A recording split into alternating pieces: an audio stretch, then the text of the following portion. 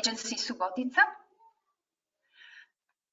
And she has been recently elected new president of the Balkan Network for Local Democracy.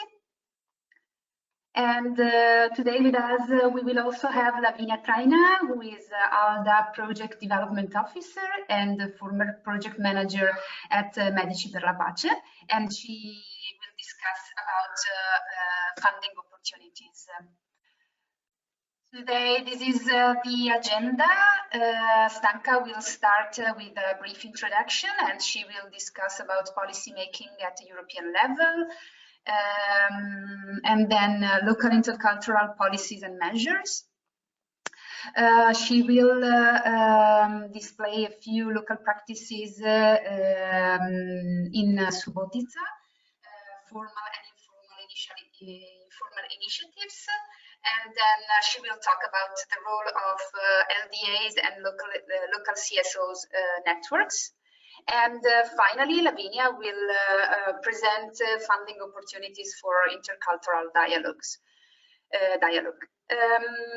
We will also open the floor in the end for your questions and interventions. So I leave the floor to Stanka. Thank you again for being here today.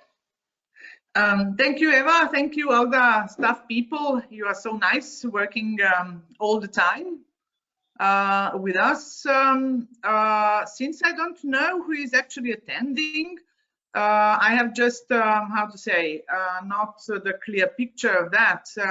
I would just, in a short introduction, say that I have been with ALDA working for almost 20 years and got, let's say, retired as of January, but since ALDA is in my, how to say, blood, and that's the part of really my commitment for so many years. I stayed with LDA Subotica and got this nice opportunity also to work more with local democracy agencies in the Balkans.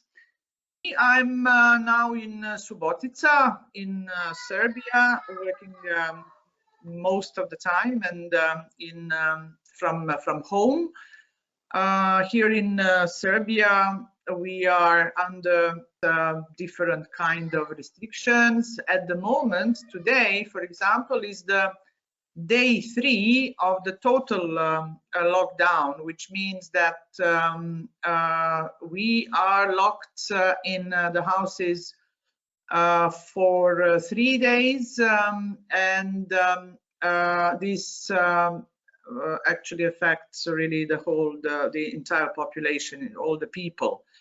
As for the short brief about the corona situation in Serbia, we are having more than 6,000 infected and 122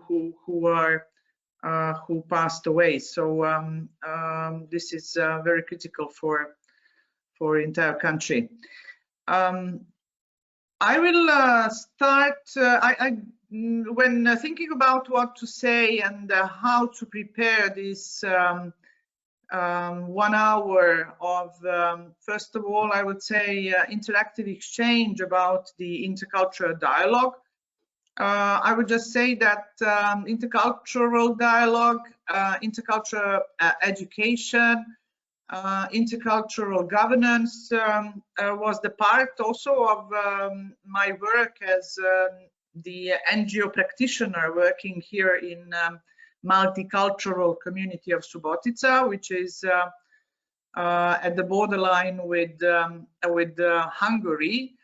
And in many ways, Subotica is perhaps a good example for introducing different both formal and informal mechanisms for cooperation and interaction among different ethnicities living here. And when speaking of that, this is the local community composed of primarily the local Serbs, Hungarians, Croats, Roma people, Germans as well, the strong German community.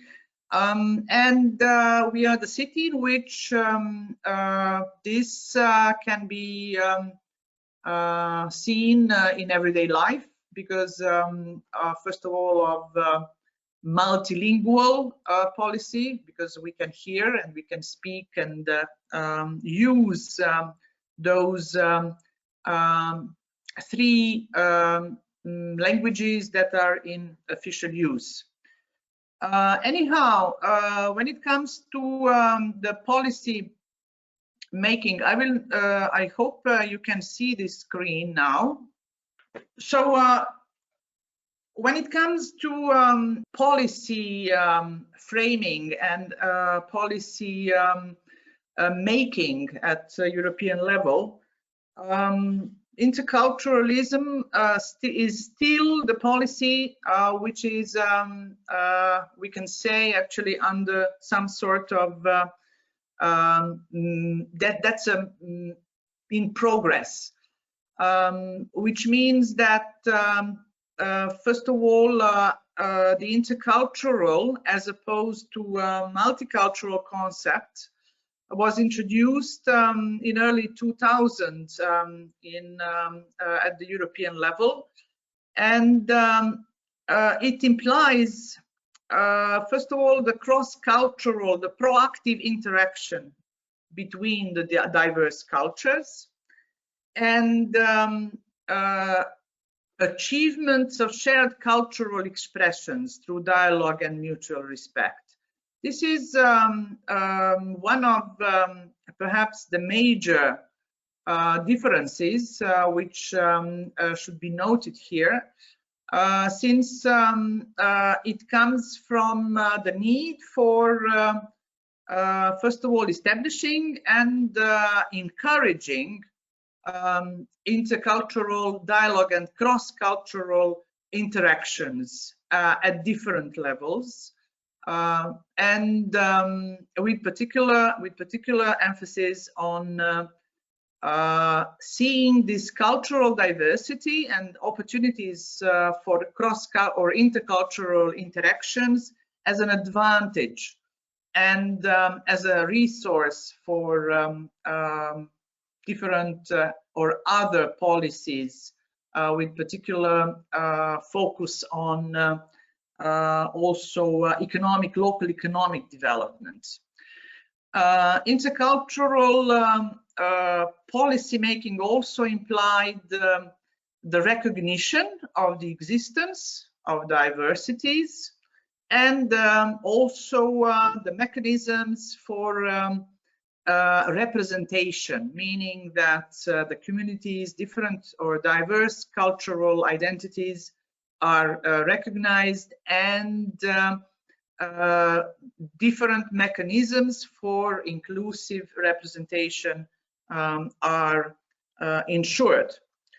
Of course, in a wider sense, this is also an approach which is providing space for improved participation, democratic participation, and social inclusion.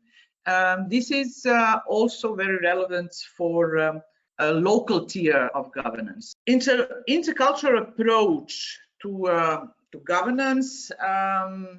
There are, of course, different examples which are evolving, I would say, and it is obvious also that it is related with the diverse or different approaches in different countries across the EU, and also that it has to do also with visionary local governance in different countries, also considering generally the globalization, the migrations, and also related with the participatory approaches in local policy making.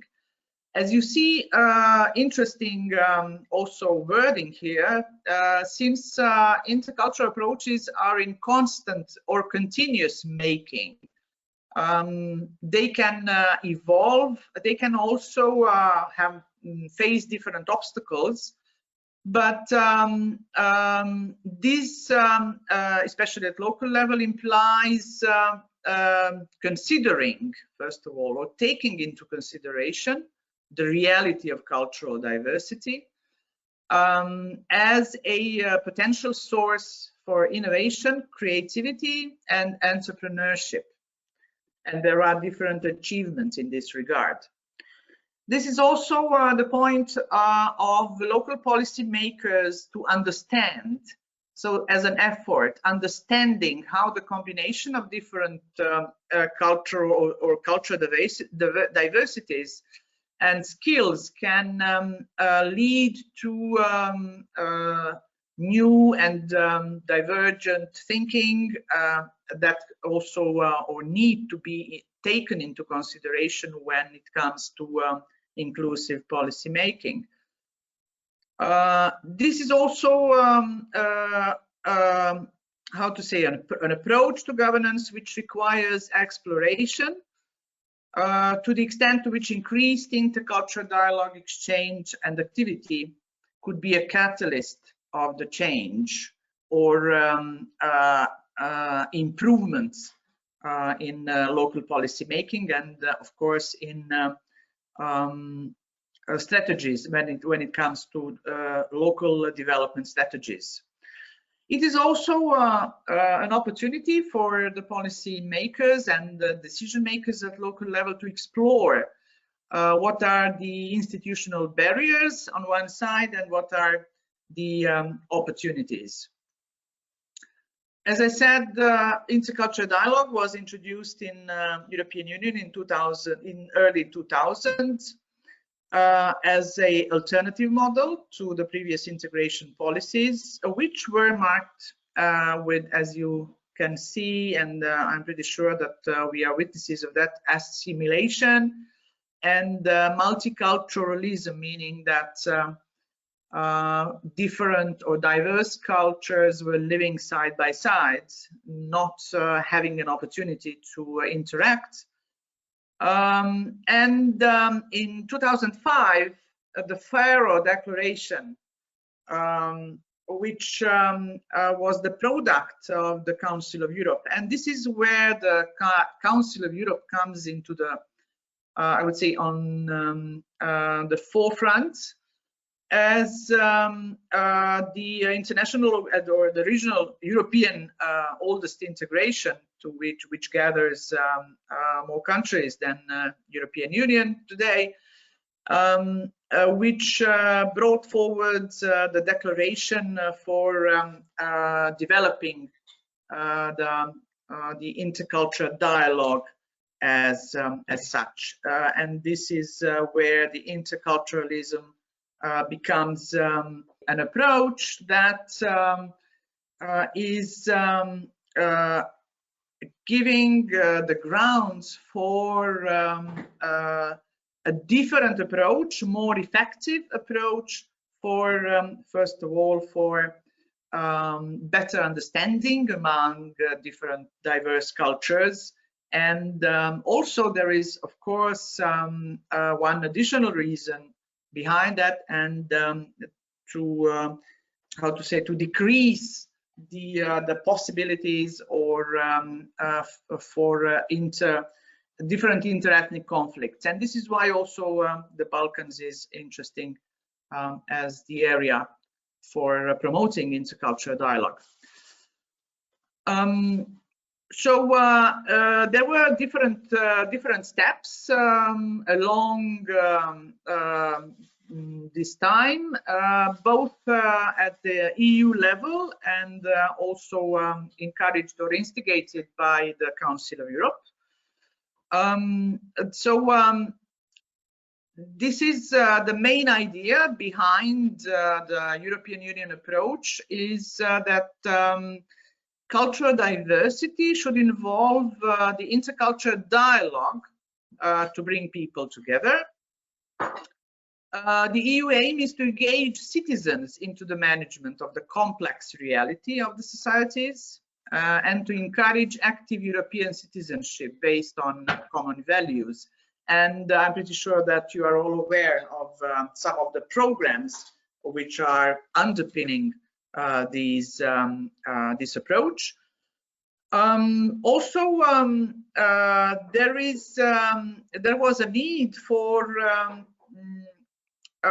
incorporating cultural diversity and common values in different European Commission policy documents, and the harmonization should be understood at different levels, as said, both at European, regional, and local level, because there are different focuses in different parts of the EU, in different countries that have actually different experiences in this area.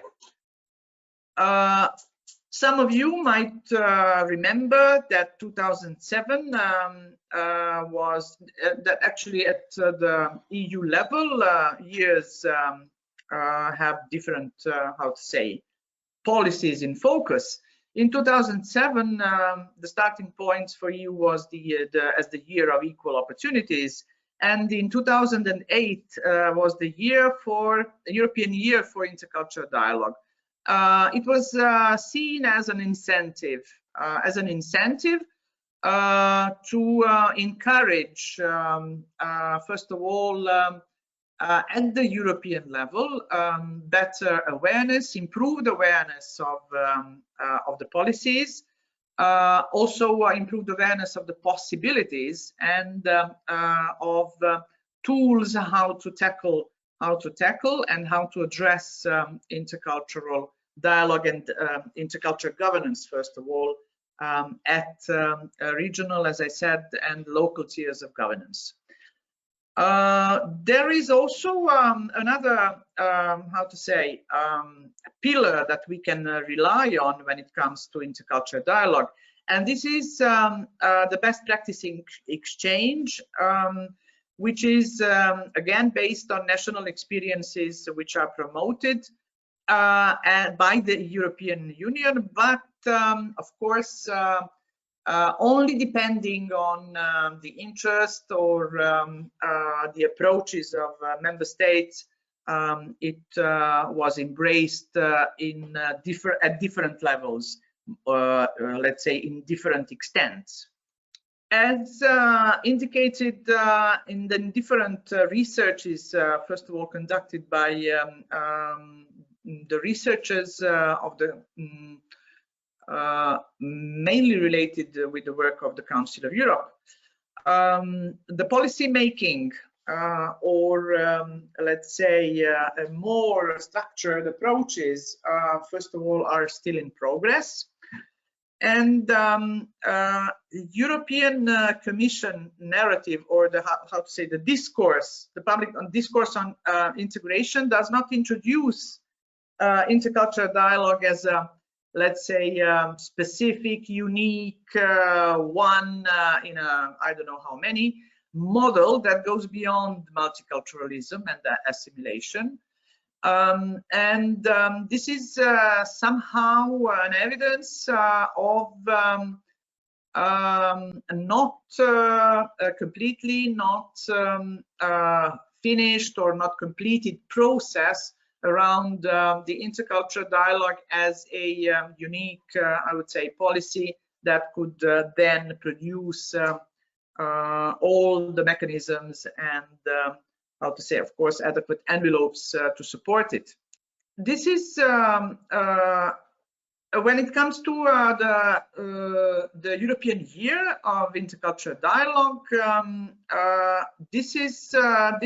That was an impetus. That was a huge, I would say, encouragement to many different stakeholders, not only the Council of Europe, to try to elaborate the concept, to try to create different first approaches and mechanisms how to effectively implement it as a policy.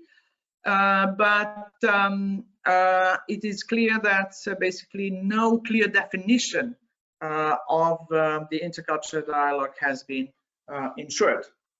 So in a way, and this is something that has been defined as early as in 2008, that EU integration policy is defined as a mix of moderate assimilation and interculturalism. And this is where I would say this is perhaps the prevailing discourse when it comes at the European level when it comes to the intercultural dialogue. The Council of Europe was the one who supported, the process, primarily having in consideration and taking into consideration the integration of immigrants within nation states that are the biggest part of the reason, or the most important reason, for introducing a more adequate policies. But it is obvious that that is not, or cannot be considered as the only criteria for intercultural dialogue and promoting cultural diversity. And this is why, these are the reasons why this is still somehow, how to say, an issue, or the part of the political debate that will obviously need to be further developed. As for the work of the Council of Europe, as perhaps, as I said, the most important promoter of the intercultural dialogue, the Council of Europe actually presented the model also at the early stage, starting from 2005 and 2008, as an approach which can be seen as, first of all, an integration model that could be useful for all and for different diverse situations as per member states and as per different local communities. And they also developed a narrative of the intercultural dialogue, which is focusing on the integration as the main reason. Integration of, first of all, the biggest category here we are speaking about, who are the migrants. So the migrant the workers, and of course the migrants of different kinds. The policies offered and the tools offered by the Council of Europe are aimed to be used at regional and local actors, and as you see, basically this policy, or how to say, the intercultural dialogue as the concept, has not been developed to the level that let's say influences or becomes the part of the national legislation. And one of the very specific results of, I would say, very concrete frame created within the Council of Europe was the program Intercultural Cities Network, which was first the pilot program, and then actually was developed, of course, together as a kind of a joint program with the European Commission into how to say, a program, a support program to the local governments across Europe, today even beyond, which provides the different tools, different approaches, different best practice approaches as well, which can contribute to the design of local policies that could be participative, inclusive, and of course the so-called review of intercultural approaches also provides a tool for evaluation of the local intercultural governance policies. And as usual, this is perhaps one of the very important aspects to which we can say that the Council of Europe takes into consideration, is the multi-stakeholder approach, meaning also that civil society organizations, minority communities, in these all across the local communities should be engaged, consulted, and included. This is also interesting for the Council of Europe, how the policy and approaches evolved, which means that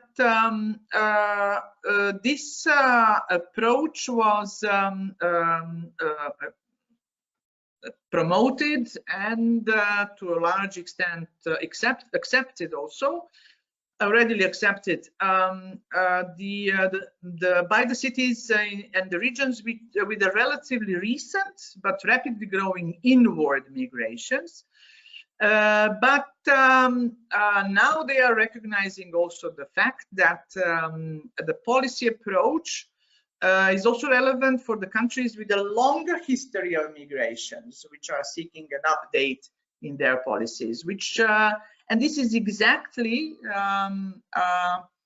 the part to which, for example, some cities that do not have, or the local communities that do not have the so strong, how to say, or visible recent history of migrations, but on the contrary, they experienced it longer time ago. We're also seeking different approaches, different tools for updating the local policies. So we can say that the Council of Europe today has the role, and they perform their role in terms of, first of all, conceptualization as of the intercultural integration, which seem to be, how to say, inspirational enough, well defined in terms of its principles and the general policy guidelines, which are available for all those who would like to introduce different aspects, some components, not necessarily the entire concept. Anyhow, considering the local capacities, the Council of Europe actually also provided assistance into translating, first of all, in translating those principles into local strategies and policies, and as perhaps through building partnerships with different stakeholders, public, civil society, private stakeholders, and especially when it comes to evaluation of the impact, because a lot of evaluation or impact evaluation reports also can be found on the ICC Intercultural Cities Network website. Again, this shift from only, how to say, approach that could include primarily the migrant integration, this concept has been widened. So in many ways, in defining this policy approach, Council of Europe was creating enough, first of all, understanding the local context in local communities across Europe, And first of all, intercultural dialogue, which is considered or seen today as a space and opportunity for deeper interaction and cross-cultural interaction between different diverse cultures, of people of different cultural backgrounds, to build trust and to realize the creative potential of diversity in terms of the need, and this is perhaps one of the core messages of the Council of Europe approach, is that cultural diversity is actually an opportunity for even more effective local development. And also, when it comes to democracy, the power sharing involving people of diverse origins in decision making in urban institutions, political, educational, social, economic, cultural. And as you see, the areas from political, educational, social, economic, and culture, it is in many ways contributed to I would say wider acceptance at local level of the adequate policies which also imply these elements in education, social, economic, and cultural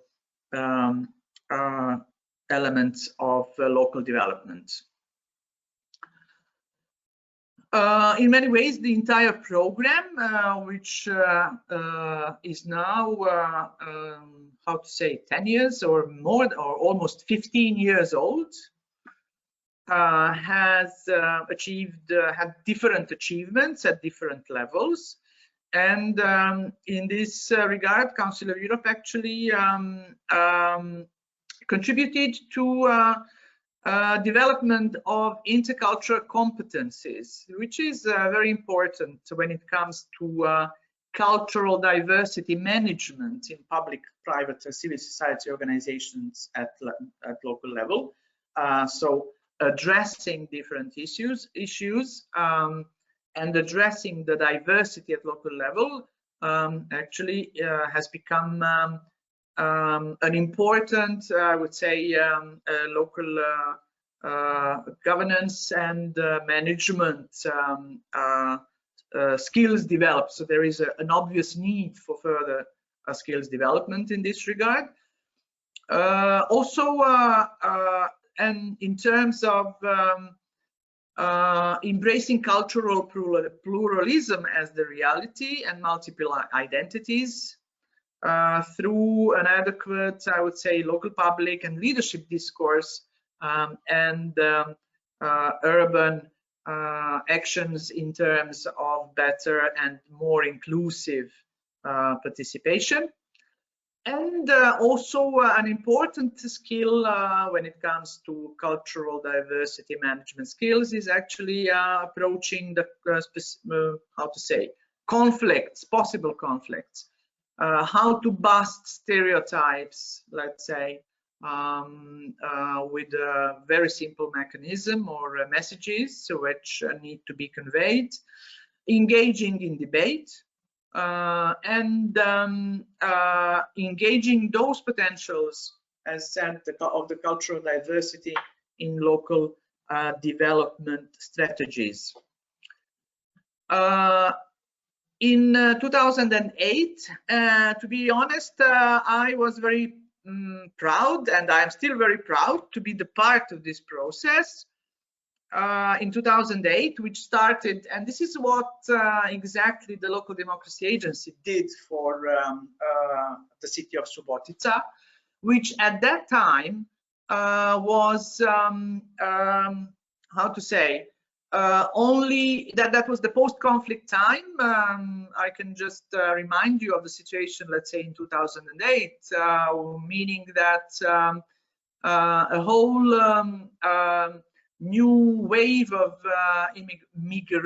migrations came to different local communities in Serbia, including Subotica. And primarily, this is more related with the conflict, for example, in the former Yugoslavia, and when new population of migrants actually arrived in the local community. Also the fact that the city is the border city with Hungary, and this, how to say, moving across the border is the, how to say, a historic phenomena. Plus, of course, the fact that this multilingualism in our city, meaning that many of us, or for example, of my generation of people, are bilingual, meaning that we use both languages in our daily communication, was one. Of course, those are, I'm just listing the reasons why the Local Democracy Agency wanted to contribute to this process. And together with the then mayor and the local governments, we included our city in this. As you see, the 12 founding member cities, which were the pilot cities at the time, and I can say that most, actually all of them, are still active members. Not, of course, not necessarily in all, how to say, aspects, because in the meantime, the Council of Europe developed those diversified approaches that could be helpful tools in different areas of diversity management at local level in those cities. And this impressive list, as you see, is actually still, how to say, working together.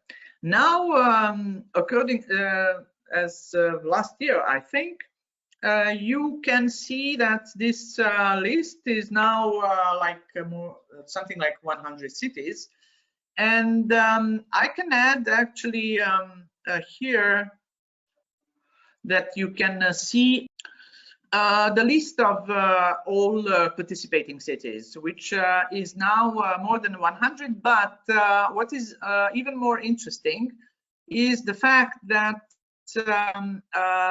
there is now a new approach that provides I would say, a decentralized approach in networking of those cities. And some of the countries in EU as well, but also in the Balkans, have, so since there is more cities inside the country, the country-based networks have been established. In the Balkans, there are initiatives, and this is what also I see as one of the roles of local democracy agencies here, because there are at least 3 more cities in the region, but some are in Slovenia and in Croatia. And we would really like to, how to say, expand these activities also as an opportunity for better regional cooperation. Of course, having in mind the intercultural governance and improving the local skills at local level. In terms of methodology and tools that have been developed, and actually they can be used with no, how to say, restrictions. Council of Europe experts provide the so-called benchmarking and annual review, and or not annual but regular reviews of the policy measures, their impact, and how to say, viability, with some local recommendations, which also has to do as a process, an entire process, with participation of diverse local stakeholders. And to me, the most important, of course, are the civil society organizations and minority representatives. This is also an opportunity for, benchmarking policy reviews and recommendations provide space for innovations in different areas, as said, so how to develop different tools or exchange practices on let's say hate speech or biased approaches or fears, and the impact evaluation of the entire policies at local level, and being shared actually at the level of the entire network is also a huge asset for the local policymakers. This is coming to an end and concluding my presentation. I really do hope that it wasn't too boring or extensive. Obviously, the policies related with intercultural governance and dialogue are in progress, and just I think a couple of months ago, when we were discussing about the topic to be included in webinar, I think we were not actually aware of the situation we were going to face. In terms of the challenges we are seeing, and I'm pretty sure that all of you are following the news, the different how to say reactions of our policy decision makers, and also the possible how to say public discourse that we can hear in terms of first of all what are the challenges now, during, but also perhaps more importantly post-COVID, when we were all, I guess we will be different in a way, or not many things will remain the same. Anyhow, what would be the role of intercultural leadership strategies and participatory process in effectively contributing to overcoming social inequalities? And when we come to social inequalities, we see that among the most, how to say, disadvantaged groups are those who are the migrants of this or that way. What will be the role for local authorities and their territories? Which processes should be put in place and when? Obviously, I'm pretty sure that the different experiences and different approaches that have, how to say, worked effectively, perhaps will face with the need for, I guess, the changes. And these are also the challenges related with intercultural governance. The words like cooperation, sense of belonging, collective responses, citizen participation, and how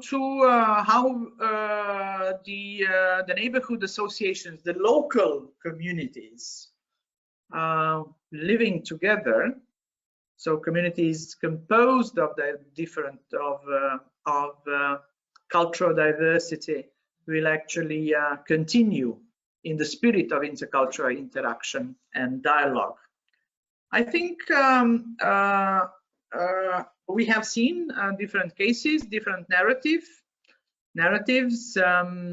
There were cases, and I would say, for example, why not? I can say that, for example, here in my country, we have, I think there is about 5,000 migrants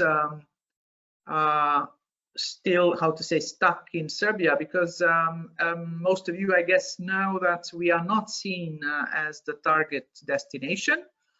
We are seen only as the route, or how to say, the part for the territory on which they spend some time before they can enter European Union. Also, Subotica as the city is also exposed to this situation, considering the proximity of the borderlines with both Hungary and Croatia. The situation, for example, is that they are confined in the migrants camps, which are very closed, well watched, and do not really or cannot really have all the information they would need to know about the present corona. This is what the authorities would keep as such as the situation, because the fear of spreading corona and getting it closer to the different communities is very big. So the fear is big, huge, and also in terms of different, we can see it already that the lockdown and these second months, and I think we are here in Serbia speaking about 3 months altogether, but the loss in terms of the labor rights and are threatened. Also in terms of social benefits and social welfare also are in a way, I would say, restricted. So these are, of course, particularly, for example, when it comes to the Roma population in our country. So these are the perhaps some of the issues I wanted to share with you. Many things and many activities will obviously need to be further decentralized, and to my opinion, the local tier of governance will have an increasing role in the future in post-COVID times, in all different aspects, including certainly the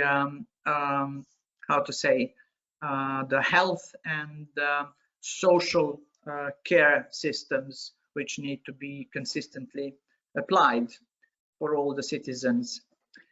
That would with these questions and perhaps just 2 examples that I wanted to share with you. The example of city of Oslo and Reggio Emilia, and their attempts during these COVID times to have an outreach to get a better insight into the situation of the citizens deprived, and of course using the digital and online tools has become really a practice accepted by all. Anyhow, I would stop here. I'm not really sure if I used the time, but I would really like to hear, to get interactive, and to let's say comment, or to inform, or to say something what is going on in our local communities. Thank you for your attention, and I guess Eva will take over.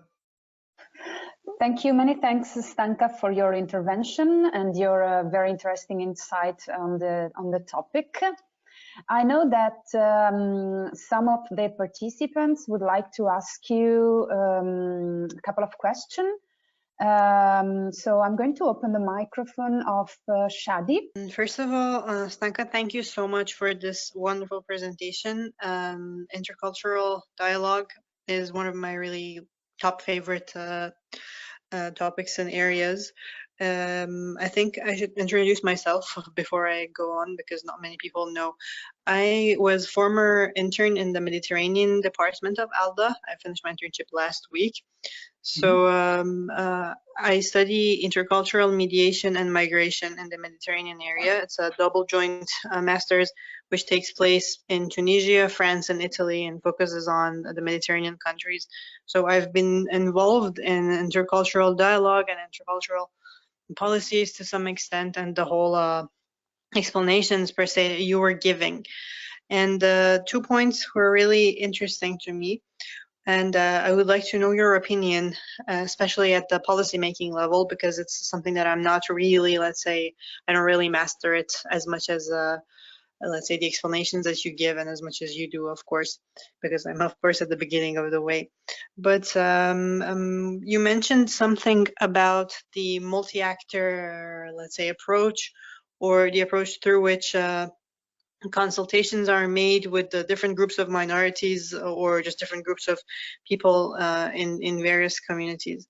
One thing that really struck my interest was that normally, also in the examples that you gave at the end of the presentation, this multi-actor approach reaches communities that we somehow maybe unconsciously stereotype, or let's say not stereotype, but we label as we go. For example, we reach out to let's say sexual minorities, LGBTQ communities. We reach out to refugee communities and NGOs that represent, let's say, the ideas or the opinions of these minorities. Because of course, otherwise you can't go out there and consult every single opinion of every single person. So it comes down through a cascading level. But one thing that has been really striking to me is that I feel like a group of people, which is a rather big group, are missing from these consultations, but feel free to correct me. And that is the regular international students. I'm pretty sure that you witnessed the migration of lots of students from the Balkans area to the, let's say, the countries of the European Union. And once they are living there, they're often in a limbo state. Their opinions, their needs are rarely included. For instance, yesterday evening, there was a flight of Iranian students returning back to Iran because they had no idea when their Italian permit would be renewed and when they would be going back to class, and no one really had any, let's say, opinion as to when the COVID-19 crisis will be over. At the same time, they were not receiving any sort of support from the Italian government. Everything was on halt. But of course, this is an extraordinary situation. I'd like to highlight another example which happens on a regular basis, and that is because you brought up the Council of Europe. The thing that also struck my interest was the fact that most of the internship, the traineeships, and the opportunities, again, I'm saying most, not all of them, are only open to the citizens of the European Union. Another example is that any Mediterranean, let's say Union for the Mediterranean, IEMED, any organization that focuses on Mediterranean exchanges only opens the activities to citizens of these countries and not to migrants, or let's say students or temporary interns who live in these countries and who are consulting different resources, who are actually learning and improving their understanding, and maybe even help and support to intercultural communication. And I think this, it's in itself, I don't want to say it's a kind of hypocrisy, because hypocrisy is a strong word, but this sort of like two-sided coin sometimes really bothers me, because people are becoming experts in this field, and just because of certain categorization or let's say labeling of their life, of their culture, of their backgrounds, they're not allowed to contribute to a process that they're actually working on. And I wanted to know what your opinion is regarding this situation, and if, let's say, these people have any opportunities, let's say any windows to reach the multi-actor stakeholders, something which I might personally be interested in doing if I can. And the next question, which I think is not only my question, is how do you see the future of the EU after this COVID-19 crisis? Because, you know, it has a lot of different cultural implications. The fact that a lot of people now just want to do what the UK did, like every country plus exit, Italy exit, whatever other kind of exit. And thank you so much for this presentation. Thank you for really interesting questions.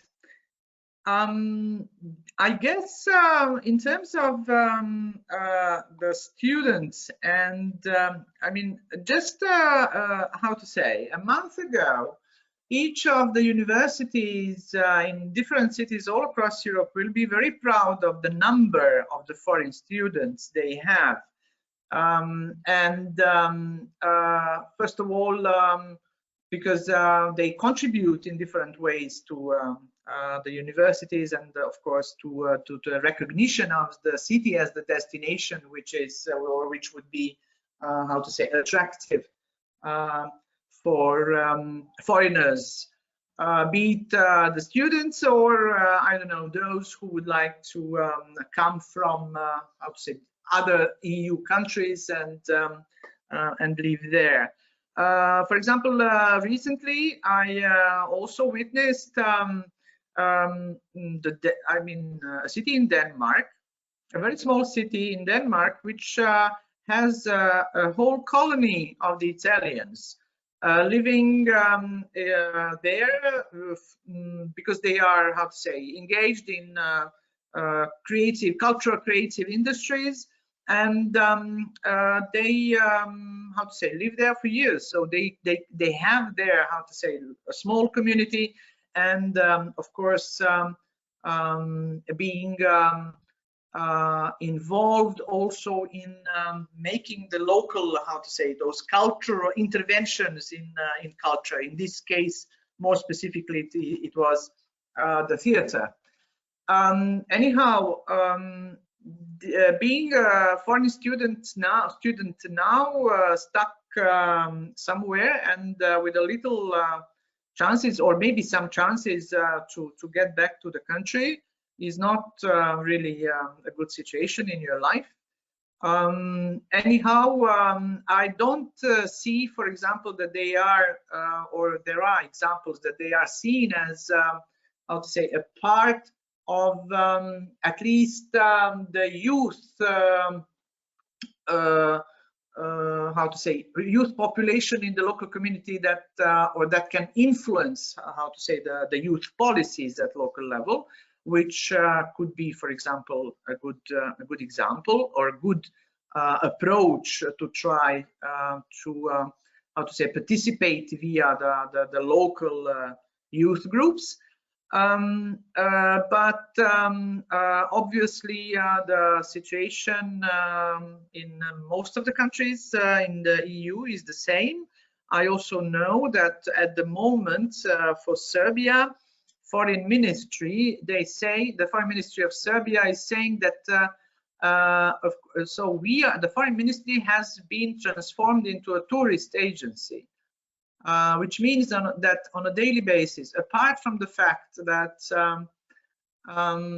citizens who were on temporary work, usually those underpaid, work in European Union, and they got back. So there was a whole influx of those returnees from the EU countries, including, of course, Italy, Germany, Scandinavian countries.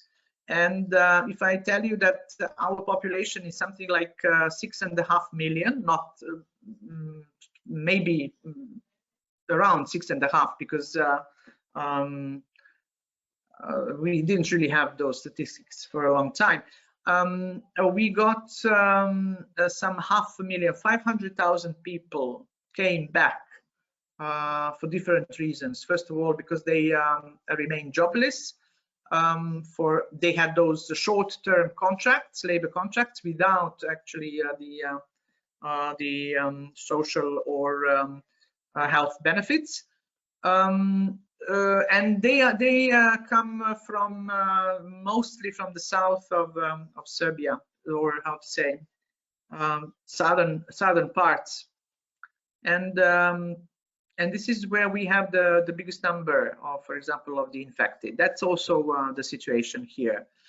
Also on a daily basis, the students are now coming back from New York, from I don't know, I think Amsterdam.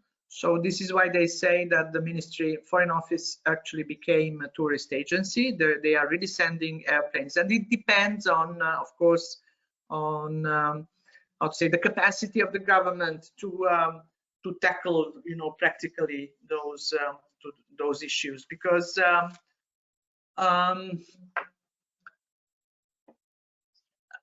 in terms of the future,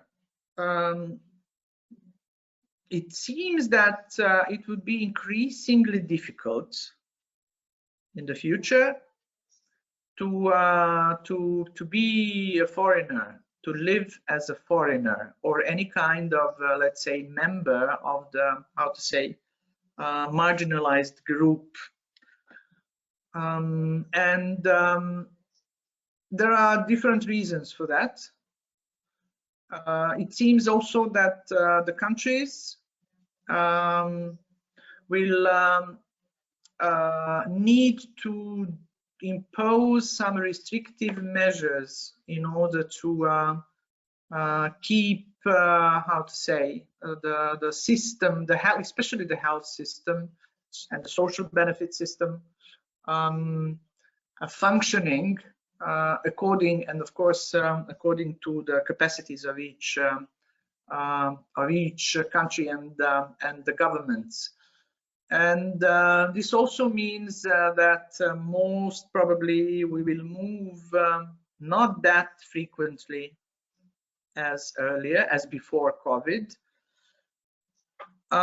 even on a longer term basis, because there is a lot of uncertainties on a short term and a longer term basis here, when once we, let's say, see this as a past, as this endemic. And also one of the possible short-term consequences will be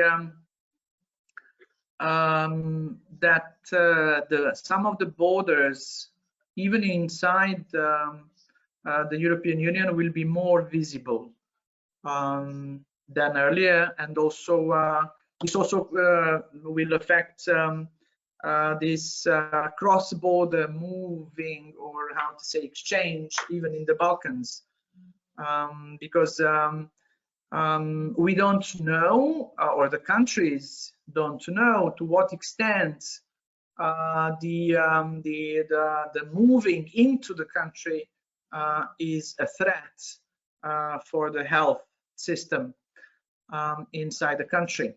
So I guess this will be definitely something that we will see in the future.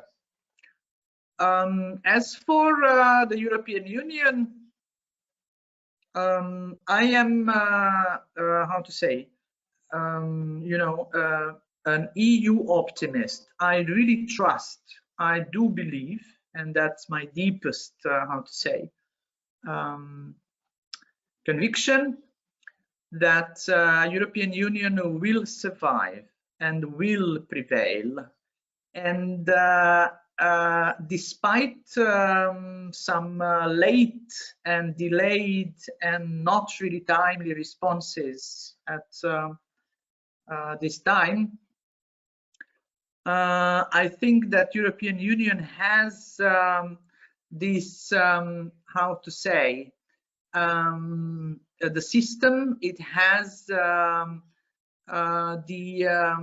institutional strength to respond to the present crisis, and also to respond, I also think, based on the lessons learned from the Brexit, on how to sustain those mechanisms of, first of all, of integration. So how to, and what we see now, this public discourse, what we see now, those debates, I think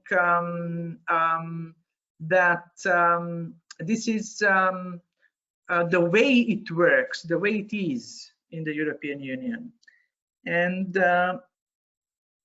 Greece, for example, was also the country very much, how to say, they had many reasons to be angry, and also to develop this kind of animosity in relation to the European Union.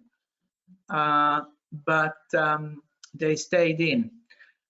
The same, I'm pretty sure that the same goes for Italy, although we are all exposed to this public discourse, to populism, and our how to say, leaders, local leaders, who actually see the short-time benefit, which is the best for them. You know, being populist, it's very, how to say, popular, of course, because they struck your emotions. They want to live on our, how to say, disappointments, on our feelings, negative or positive. But in terms of practical, in terms of promoting vision, share the common vision, I think that they are very weak, you know. So I don't see the longer term perspective here in their, how to say, discourse, in their messages, and globally speaking, European Union may not be seen in the future as, how to say, one of those strong, how to say, the strongest, you know, a competitor to the future big, how to say, centers of power. But definitely, I think it provides, I think, good future for us all. And the fact that, for example, you know, these frustrations in the Balkans as well, and being so low now on the agenda, is just temporary. I think that there will be the time for the longer term policies, and of course the visionary leaders as well. Sorry for this being not very clear, but that's what I feel about this. Many thanks, Stanka, for your reply. I know that Luca Surico would like to ask you a question. I'm opening his microphone. Luca, you can speak now. Yeah, okay, good morning. Thank you. Hi. Hi. The question is, how can impact the post-coronavirus emergency on interculturality, not just digital, but also physical, based on mobility and tourism? In practice, what do you think? I mean, this year, I guess, is lost for many tourist agencies and for tourism generally this year. I'm pretty sure that there will be, of course, the destinations open. I know in Croatia, for example, that they are very ready to, how to say, to have the tourists even in July and August. But it is very difficult to say. But obviously, the first, how to say, the biggest victim are the two industries, the travel and tourist industries for this year. 2020 is lost for them, that's for sure. I don't know. This is also one of the reasons, you know, why the local population will perhaps, or this is what most of the people in Serbia think, and I'm pretty sure in other countries in the region, that if we have, I mean, this was a forced holiday, so we are at home now for I don't know how many, 6 weeks, I think. And we would like to, how to say, to go somewhere, and most probably, most of the people will go somewhere locally, you know, inside the country, inside the countries, which could be good for each country's economy. But this year is obviously lost for those, how to say, tourist destinations that we enjoy too. And to me, I'm pretty sure, for example, personally, I will not go to Greece, because I go to Greece every year for the last 10 years. And that was also some sort of even the recommendations by those medical workers. I mean, we have this crisis team, you know, which is assisting to the government, and the main doctor, he's the epidemiologist, said that that would be a good idea to stay in your country this year. Thank you very much, Stanka. Thank you very much. Okay, thank you very much, Luca, for your question. Lavinia, the floor is yours. Thank you. Yes, thank you very much. Thank you very much, Eva. Thank you very much all for the interesting questions you did, and especially Stanka for the very inspiring presentation. I would like to briefly introduce you some intercultural, some funding opportunities for intercultural dialogue projects. I would like to begin with the sort of, let's say, definition that we can find from the Council of Europe, saying that the objective of intercultural dialogue is to learn to live together peacefully and constructively in a multicultural world, and to develop a sense of community and belonging. Intercultural dialogue can also be a tool for the prevention and resolution of conflicts by enhancing the respect for human rights, democracy, and the rule of law. So I would like to share this definition, because intercultural dialogue can be intended as a sort of big box containing very different activities, values, and goals that can help fostering intercultural dialogue.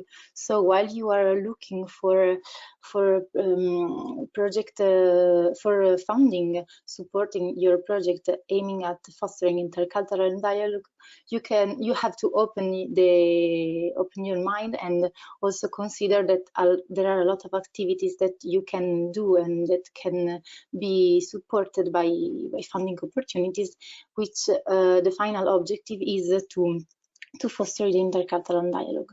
So among them we have social inclusion, fight against discrimination, as also my colleague was saying in her presentation, solidarity, fighting against xenophobia, racism, intolerance.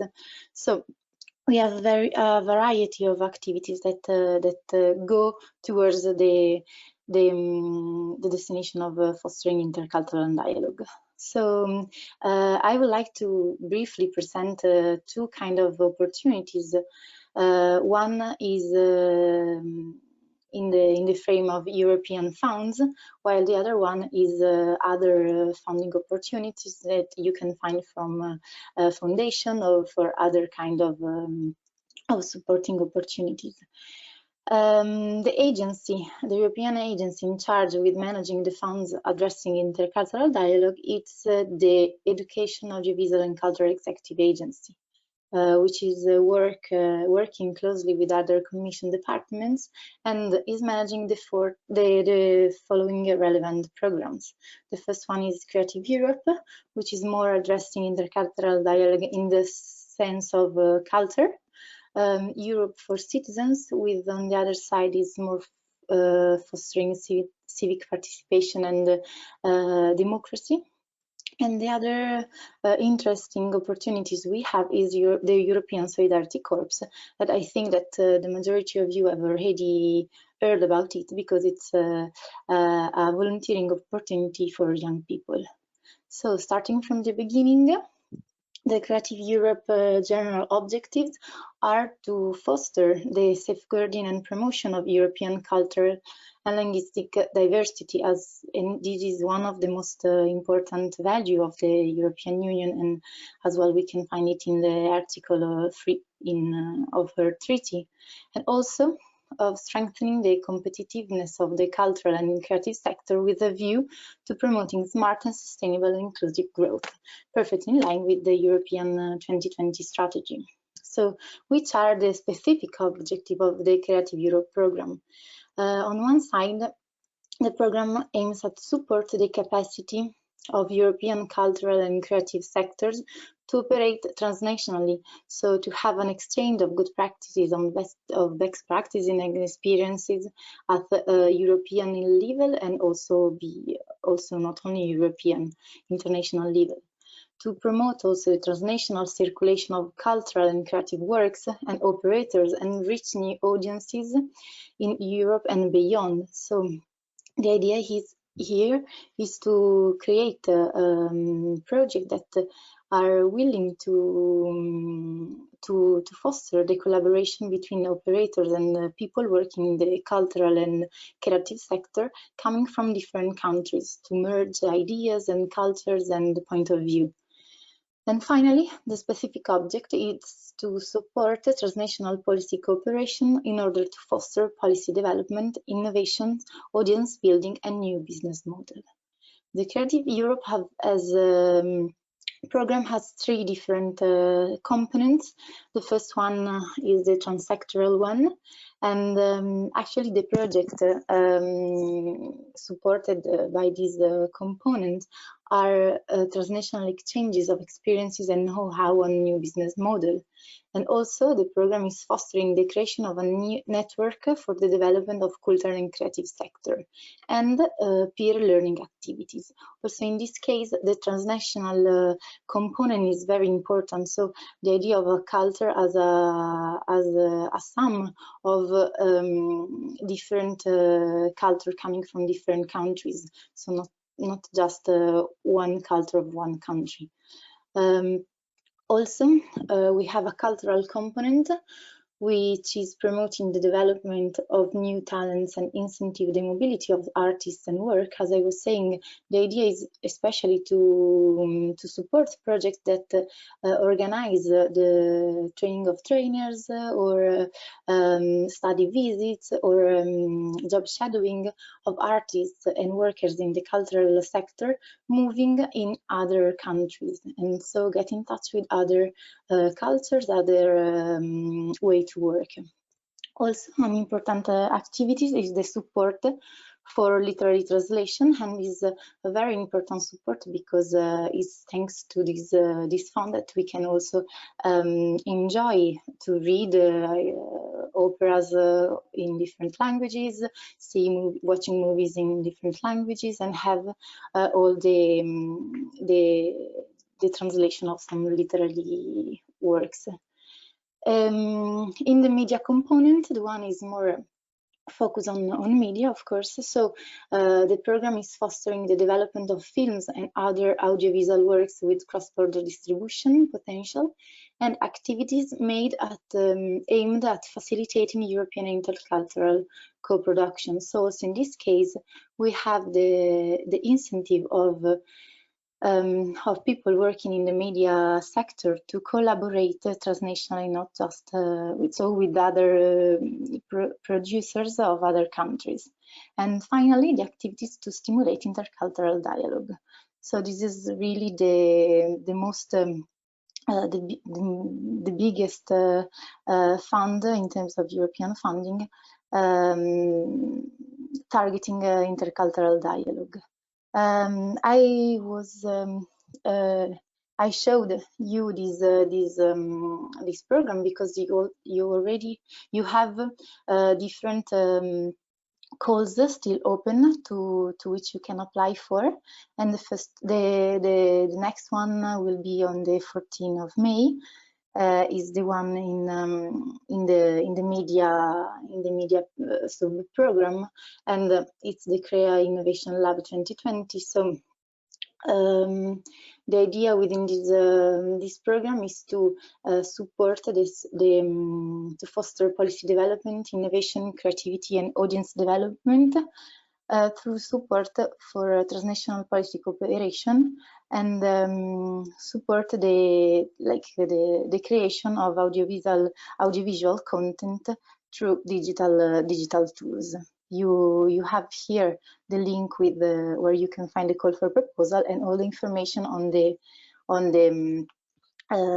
call itself. Also, in the next October-November, the deadline is to be confirmed. Is the support to European cooperation project. So this call has two general policy objectives. On one side, to safeguard, develop, and promote cultural and linguistic diversity, and also to strengthen the competitiveness of the European cultural creative sectors. So every year the European Commission is specifying some different priorities, and you will find them in the guidelines in the next month when the deadline will be forecast. Always in the same directed by the same agency, we have the program Euro for Citizens, which is a very interesting program because it's quite easy to apply for, and the application is quite short, and not like the one of Creative Europe, which is which is more complicated. And the European Citizen Project have these four pillars, let's say. So the idea to foster intercultural dialogue through raising awareness on the richness of the cultural linguistic environment in Europe, and promote mutual understanding and tolerance. The Euro for Citizen program used the tool of volunteering as an essential element in active citizenship, and also as a tool used to foster intercultural dialogue and to promote diversity around Europe. And also, if you have to, the program Euro for Citizen supports projects that promote equal opportunities for all and non-discrimination. I wrote up active approach because the idea of this program itself is to have an active approach, so to fully engage all the whole society, all citizens, independently of the ages or of their background. So this program is funding a project with a huge impact and a wide impact on its citizens and its local communities. And also the idea of, in order to apply for this program, you have to guarantee a transnationality. So there is a minimum of countries that you have to involve in your project, which is a minimum 3 or 4.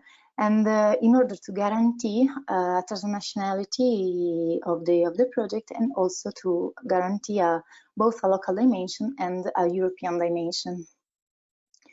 The Euro for Citizen program foreseen 2 strands, and the second one is the more interesting in terms of intercultural dialogue, and is the one of democratic engagement and civic participation, which supports activities that cover cities' participation in the broadest sense. So civic participation is strictly connected with intercultural dialogue, because as they are a transnational project, citizens are stimulated to be active both at local level and European one. And the priorities of the 2020 are to debate on Europe's future and counter Euroscepticism, promoting solidarity as a fundamental value of the EU, and also to fostering intercultural dialogue and mutual understanding, and combating the stigmatization of migrants and minority groups. And here you can find also the other priorities of the other strands, and the information on the deadline. So the program funds project for a maximum of 150,000 euros. So it's not a huge project, but still there are a lot of activities to do, and the duration is between 18 to 24 months at maximum, and the next deadline will be in September 2020. So you are perfectly in time to prepare a proposal and to submit it in the next month. Here you have also the link with more information and the guidelines for the program. I will also, the European Solidarity Corps is a very interesting tool, because I think that volunteering is the basis to foster intercultural dialogue, especially because volunteers can travel around the world and can make experiences of meeting other communities, other cultures, other people, and learn other languages.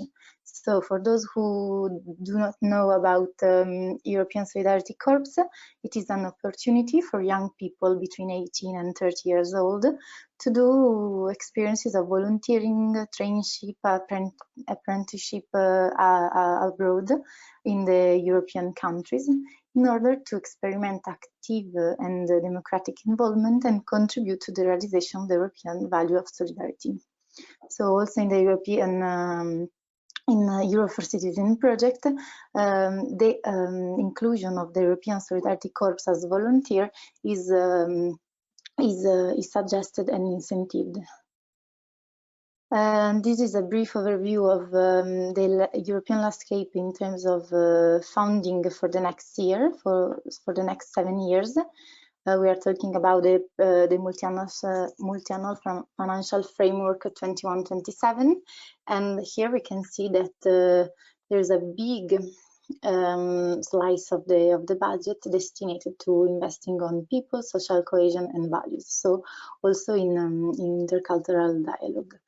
And with compared to the multi-annual financial framework in which we are, so from the one who was funding programs from 2014 to 2020, the budget destinated is growing of 2.2%. So in the next years, we will have more funds dedicated to intercultural dialogue, civil society, promotion of citizen participation, of democracy.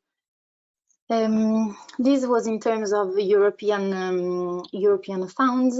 There are some of them, but of course, intercultural dialogue can also be a cross-cutting elements, so you can find also other funds in terms of European opportunities. But I will just briefly introduce you other opportunities in terms of not European funds, and this one is an Netherlands fund who supports imaginative culture initiative that reinforces solidarity and the notion of European as a shared public space. You have until the 27th of April to apply for. There are different let's say amounts of budget that you can ask for, and for a minimum of 5,000 until a maximum of 50,000. Here you have the link, and you can find more information on who can apply and which are the eligibility criteria. Then there is also the UNESCO. Is a call for application which is active until the 27th of May, and funds project for until a maximum of $100, and it's more focused on culture, on cultural diversity, and the promotion of the services and activities abroad and around and the distribution of cultural goods around the world, and also is aimed at reinforcing the skills of public sector and civil society organization to support cultural industries and markets. There is also another fund, which is the one of Anna Lindh Foundation. It is a call for proposal on intercultural dialogue initiatives, enhancing Euromed citizen intercultural knowledge, skills, and networking. So here, one of the partner of your project needs to be in a Mediterranean country. You have more information on the program, and the deadline is the 28th of May. The applicant must be authorized and be part of the ANALINT network. But by the way, you can also, so yes, it's just for members of the ANALINT network. This one is Young People Remember, is a federal program aims to provide greater support for commemorative institutions and the remember of Nazi injustice, and enable more young people to engage with history, to promote the encounters between multilateral and multicultural groups, to learn about history while relating it to present times in the intercultural sector. So this fund is supporting projects that try to incentive meetings between young people, between citizens, to talk about the experience of national socialism in order to do not forget, and also to let's say relate it with the current situation, which is with all these Euroscepticism movement that are raising, and this intolerance also raising among the European countries. You still have some days to apply for it, and here you have more information. And the last one is the one of Robert Bosch. Actually, Robert Bosch is a foundation who's funding several program areas, among which there is one on education, active citizen, and international understanding. And so you can either select from running projects, and so find a project supported already by the foundation that you want that match with yours and you want to be supported by, or present your idea. So submit a funding request for your proposal. You don't have any specific according to the budget or to the deadline, but always you have the link to get more information. And here is an interesting database where you can find a lot of opportunities, especially for scholars at all levels who wish to travel international for research-related purpose, so related to intercultural dialogue. And it's a USA database, where you can find any kind of institution or funding opportunities, both for research and for project implementation of projects. That's it. It was a bit fast, but if you have any questions, you can write to me. Yes, if you have, thank you very much, Lavinia, for your contribution and for sharing with us your knowledge about funding programs. If some of you have some question, otherwise, if you wish to get in contact with us in the future, don't hesitate to write to us, to me at membership@aldaintranet.com, or to Stanka and Lavinia. We will be happy to reply to your questions. Thank you all for being here with us today. I don't know if Stanka wants to add something. No, I just want to thank you all for your time and patience, and I really do hope that it was interactive enough, useful enough for and provide us all with some, how to say, good food for good thoughts. Thank you. Thank you. Thank you very much. Thank you, Stanka. Thank you, Lavinia. Thank you all. Bye-bye. Bye-bye.